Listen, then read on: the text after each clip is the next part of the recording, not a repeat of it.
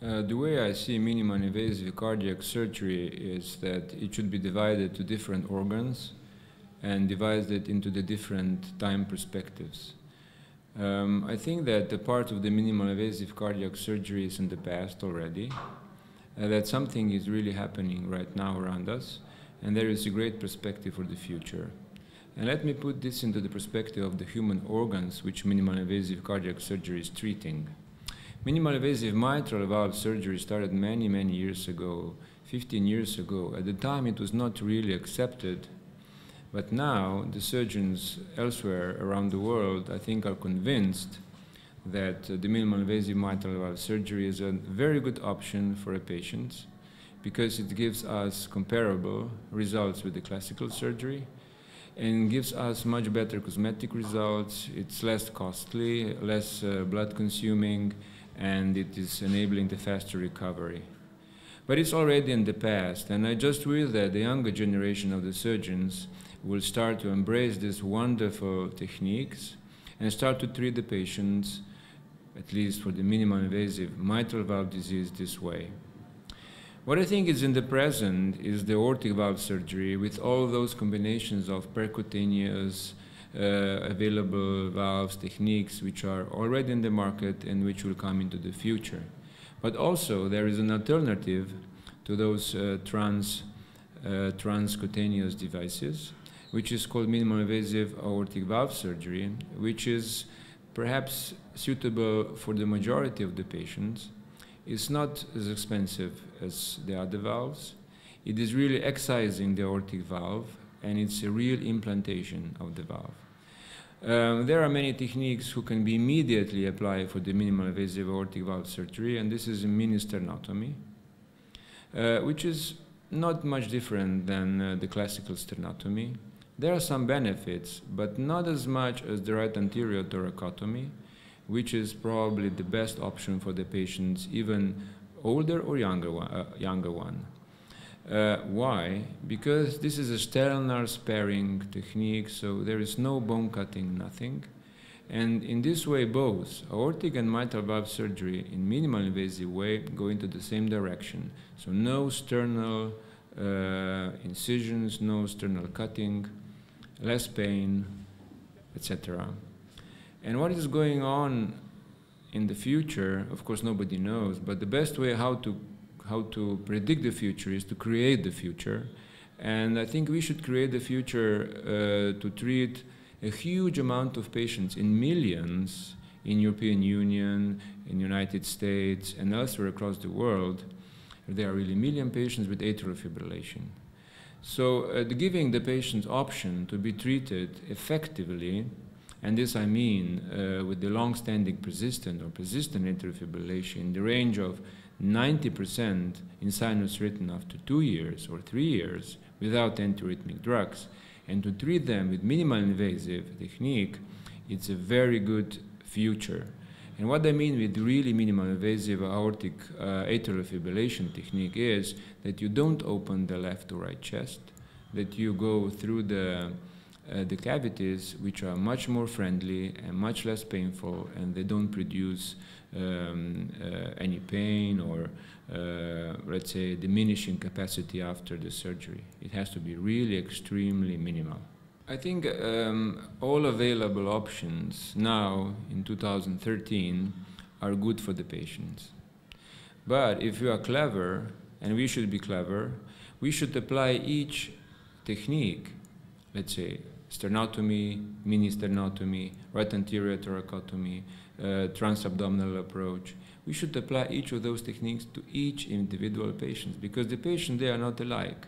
Some patients have the same disease, but they cannot be treated minimally invasive. So it's nothing wrong with sternotomy. And also it's nothing wrong with the percutaneous technique. So everybody would like to be treated as fast as possible, go back home as fast as possible.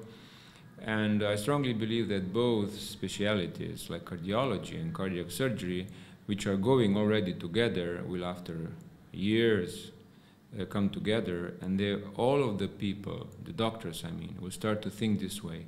We should treat the patient with the best available option, not there's just one technique for all. If you talk about mitral valve surgery, of course, the surgeon should know how to repair the mitral valve. You cannot think that a young surgeon who does not know how to repair the mitral valve will go immediately to the mitral valve surgery, minimally invasive, and to be able to produce the same result. So this is one thing. You should know how to do the classical surgery, at least in minimally invasive mitrals. And then somebody should teach you how to do the minimally invasive mitral surgery. And this is not teaching how to repair the valve, it's teaching how to go to the valve in a minimally invasive way and to be able to repeat what you do in classical surgery. For the aortic valve surgery, we have now enormous opportunity coming with sutureless valves. And they are really so easy that we don't need to teach the surgeons how to implant the valve, because I sometimes say everybody can implant the sutureless valve because it's so easy in a few seconds. What we try to teach the younger surgeons that how to come to this stage where you can really deploy the valve in a minimally invasive way. So, what else is needed? I think the surgeon should be focused, should be more oriented on a goal, not so much on time. So it means you can reach the goal probably in 1 year, 2 years, 3 years if you want to go there.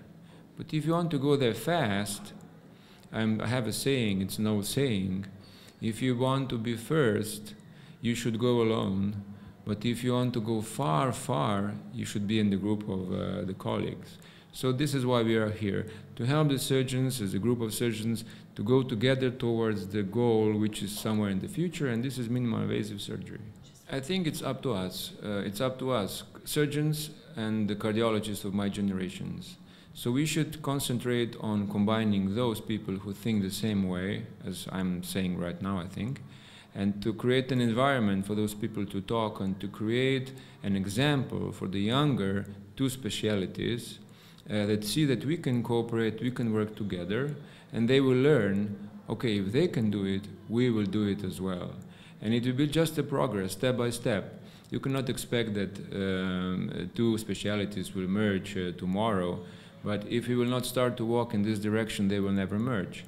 And what is interesting, I think the progress, the technological progress is pushing surgery and cardiology into the same direction, and you cannot resist the progress. This is technology which is going on. If you like it or not, it will happen. I was impressed by this Congress in 3 ways.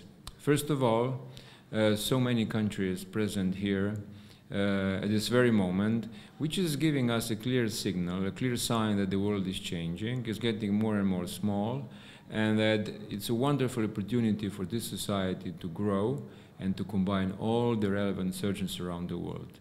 The second one, I was impressed by the scientific level of the presentations, of course, obviously by the people who are leaders in the field, but not just them, also the people who are younger, not very young, but who are younger, experienced surgeons, and who presented their works in a very professional way.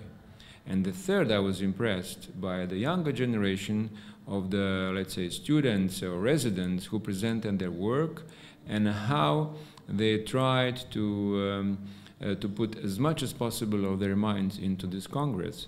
And I think this is the future of this society.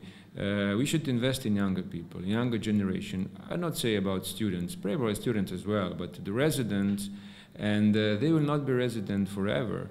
Sometime they will be specialists, and we have to encourage them to present. There isn't any society in the world, which is the world society like this one, who is accepting the presentations from younger people wherever they are. Since we are talking about the future, you will be the future Congress chairman. Slovenia, Ljubljana will host WSCDS 2017. So what are your future plans? If you talk about the Congress in Ljubljana, I was very happy that this will happen. It will happen in 4 years. I have thought a lot during last night and this morning, what shall we do, how should we try to organize everything. But let me surprise you when you will come, and probably I will succeed in surprising all of you.